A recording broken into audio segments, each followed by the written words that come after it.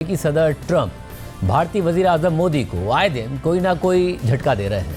वो एक ही साथ नरेंद्र मोदी को दोस्त भी कहते हैं और उनकी हुकूमत की मुश्किलात भी बढ़ा देते हैं। लिहाजा वजीर आजम मोदी को समझ नहीं आ रहा है कि वो ट्रंप के साथ आखिर कैसे डील करें, क्योंकि सदर ट्रंप एक दिन एक बात करते हैं, अगले दिन कुछ और कह देते हैं। जुमे को भारत से राहें जुदा होने का गैर मामूली बयान देने के बाद हफ्ते को सदर ट्रंप ने भारत से ताल्लुकात को बहुत ख़ास करार देते हुए कह दिया कि मैं नरेंद्र मोदी के साथ हमेशा दोस्त रहूँगा। वो एक ग्रेट प्राइम मिनिस्टर हैं, भारत और अमेरिका के ख़ास ताल्लुकात हैं, परेशानी की कोई ज़रूरत नहीं है। जब ट्रंप से भारत को खो देने वाली उन्हीं की पोस्ट के बारे में पूछा गया तो उन्होंने जवाब दिया कि मुझे नहीं लगता कि हमने खो दिया है। सदर ट्रंप के मनफी बयानात पर खामोश रहने वाले भारतीय वज़ीर आज़म मोदी ने इस बयान पर मस्बत अंदाज में रद्द-ए-अमल दिया। उन्होंने एक्स पर पोस्ट करते हुए लिखा कि मैं सदर ट्रंप के जज्बात और हमारे ताल्लुकात के हवाले से मस्बत असेसमेंट की दिल से कदर करता हूँ और उसे पूरी तरह सराहता हूँ।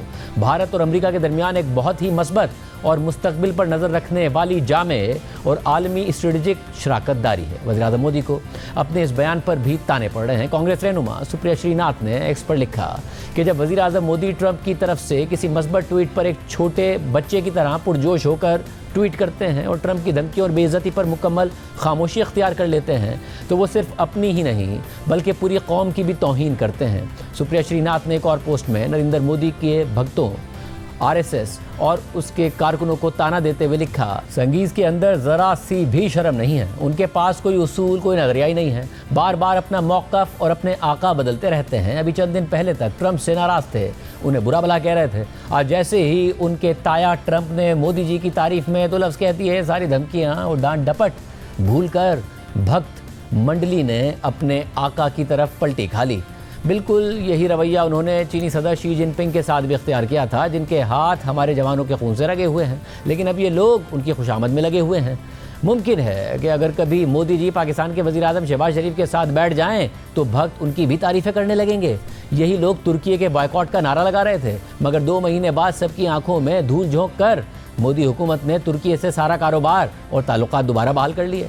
सुप्रिया श्रीनाथ ने मजीद लिखा कि इन लोगों में कोई दीन ईमान नहीं है, ये मुल्क से मोहब्बत करने वाले लोग नहीं हैं बल्कि मुल्क दुश्मन हैं। ये हवा के रुख के साथ बदल जाते हैं। मोदी और उनके अंधे भक्त कब पलटी खा जाएं ये कोई नहीं कह सकता।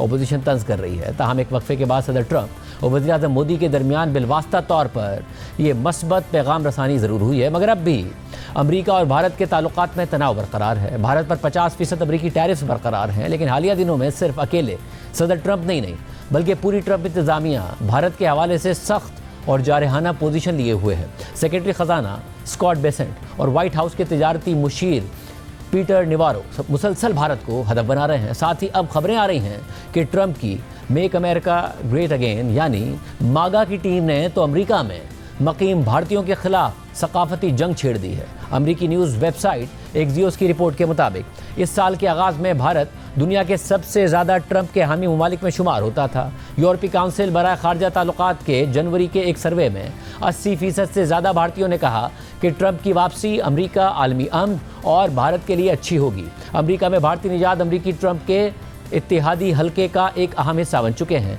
जो वोट का एक बढ़ता हुआ हिस्सा भी हैं और हुकूमत के कई आला ओहदों पर भी फाइज हैं। उनमें FBI director cash Patel, assistant attorney general Harmeet Dhillon और NIH के डायरेक्टर जे भाटियाचार्य शामिल हैं, जबकि नायब सदर JD वेंस की अहलिया उषा वेंस अमेरिका की पहली भारतीय निजात सेकेंड लेडी हैं। मगर अमेरिका और भारत के दरमियान मुल्क के अंदर और बाहर मौजूद खैर सगाली का यह ज़ख़ीरा अब ख़तरे में है, क्योंकि मागा की सकाफती जंग भारत को तनहा करने पर तुली हुई है। एक्सियोस के मुताबिक मागा सदर ट्रंप की भारत के साथ तिजारती जंग को भारतीय इमिग्रेशन, नस्ल वसूख और सकाफत के खिलाफ एक वसी मुहिम चलाने के जरिए के तौर पर इस्तेमाल कर रहा है। रूसी तेल की खरीदारी के मामले पर भारत पर लगाए गए टैरिफ्स के बाद अमेरिका और भारत में कशीदगी है और ये बढ़ती हुई कशीदगी अमेरिका की उस सालों पुरानी हिकमत अमली को नुकसान पहुंचा सकती है जिसके तहत भारत चीन के काउंटर वेट के तौर पर काम कर सकता था। ये एक ऐसी हिकमत अमली थी जिसे खुद ट्रंप ने भी अपनी पहली मुद्दत सदारत में आगे बढ़ाया था। एक्सियोस की रिपोर्ट के मुताबिक ऐसे वक्त में कि जब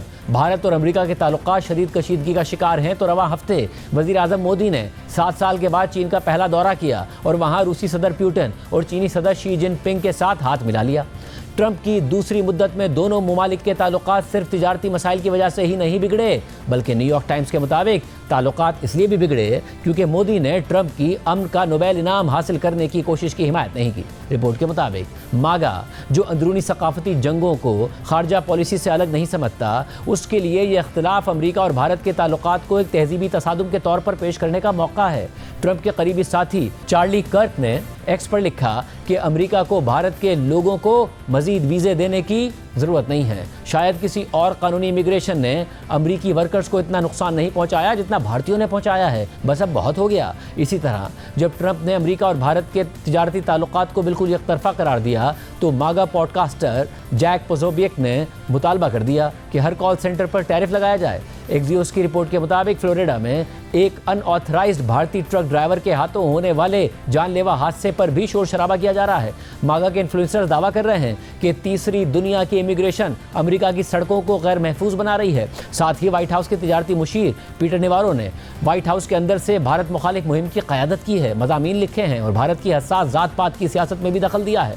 पीटर नेवारो ने फॉक्स न्यूज़ पर एक धमाका खेज इंटरव्यू में कहा कि मैं चाहता हूं कि भारतीय समझें कि असल में हो क्या रहा है। भारतीय अवाम की कीमत पर बराहमन रूसी तेल खरीद रहे हैं और मुनाफा कमा रहे हैं। इसी तरह सेक्रेटरी स्कॉट बेसेंट ने पिछले हफ्ते फॉक्स न्यूज़ पर मज़ाहिया अंदाज में ये कहकर भारतीय कौम परस्तों को गुस्सा दिला दिया कि बहुत सी ऐसी चीज़ें हैं जिनकी मुझे फ़िक्र है, लेकिन भारतीय रुपया आलमी रिजर्व करेंसी बन जाए ये उन चीज़ों में शामिल नहीं है जिनकी मुझे फ़िक्र है। एक्सियोस की रिपोर्ट के मुताबिक ट्रंप की दूसरी मुद्दत के आगाज़ में मागा का पहला बड़ा इख्तिलाफ H-1B वीज़ा पर हुआ था, जो इंतहाई हुनरमंद वर्कर्स के लिए है और उसमें भारतीय वर्कर्स का ज़्यादा गलबा था। अमेरिका फर्स्ट के कौम परस्तों का ट्रंप के सिलिकॉन वैली के नए इत्तेहादियों से तसादुम हुआ, जिनमें एलन मस्क भी शामिल थे और हल्फ बर्दारी से पहले की बहस ही नस्ली तासुब में बदल गई।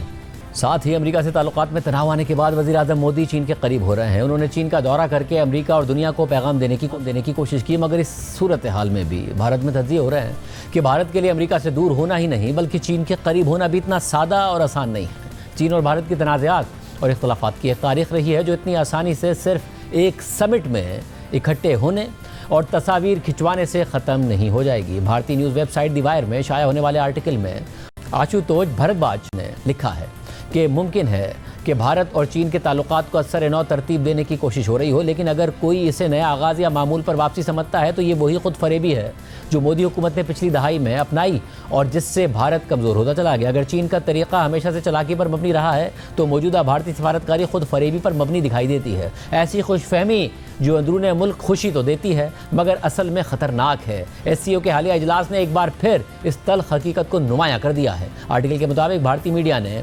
भारत, चीन और रूस के ट्रॉइका की तस्वीरें बढ़ा चढ़ाकर पेश की, जैसे ये तीनों अमेरिका के मुकाबिल इकट्ठे खड़े हैं और जिस चीज़ को नज़रअंदाज कर दिया गया वो ये था कि ऐसे इकट्ठे होना हकीकी मोहब्बत नहीं बल्कि जियोपॉलिटिकल मजबूरी का नतीजा था और एक ऐसा बनावटी स्क्रिप्ट था जो ज़्यादा देर तक कायम नहीं रह सकता। भारत और चीन के अख्तिलाफ़ात हंसी और मुसाफा करने से ख़त्म नहीं हो सकते।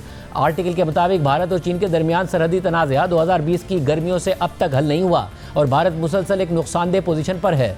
चीन हर 5 साल में भारत की पूरी नेवी के बराबर अपनी नेवी सलाहियत बढ़ा रहा है। भारत की मशरकी और मगरबी सरहदों पर प्रॉक्सी वॉर छेड़ने की चीन की ताकत पहले से ज़्यादा है। SCO में जो लोग भारत की मौजूदगी पर खुश हैं वो भूल जाते हैं कि चीन हमेशा पाकिस्तान की पुष्ट पर खड़ा रहा है, जैसा कि ऑपरेशन दौरान भी नजर आया। साथ ही चीन, रूस और भारत के ट्रॉइका को अमेरिका के खिलाफ इत्तेहाद की बहाली समझना भी एक बेवकूफ़ी होगी। हकीकत यह है कि ये तीनों मुमालिक ही अमेरिका से ज़्यादा फ़ायदा लेने के लिए खामोशी से मुज़ाकरात कर रहे हैं। अमेरिकी टैरिफ से भारत को सबसे ज़्यादा नुकसान हुआ है, लेकिन फिर भी भारत फाइनेंसेस और सिक्योरिटी के लिए अमेरिका पर इन तीनों मुमालिक में सबसे ज़्यादा इन्हिसार करता है, इसलिए भारत ही सबसे कमज़ोर सौदेबाजी की पोजीशन में है। आर्टिकल के मुताबिक चीनी सदर शी जिनपिंग जब नए वर्ल्ड ऑर्डर की बात करते हैं तो ये आलमी यकजहती से ज़्यादा चीनी बालादस्ती का नया नाम है जिसे भारत किसी सूरत कबूल नहीं कर सकता।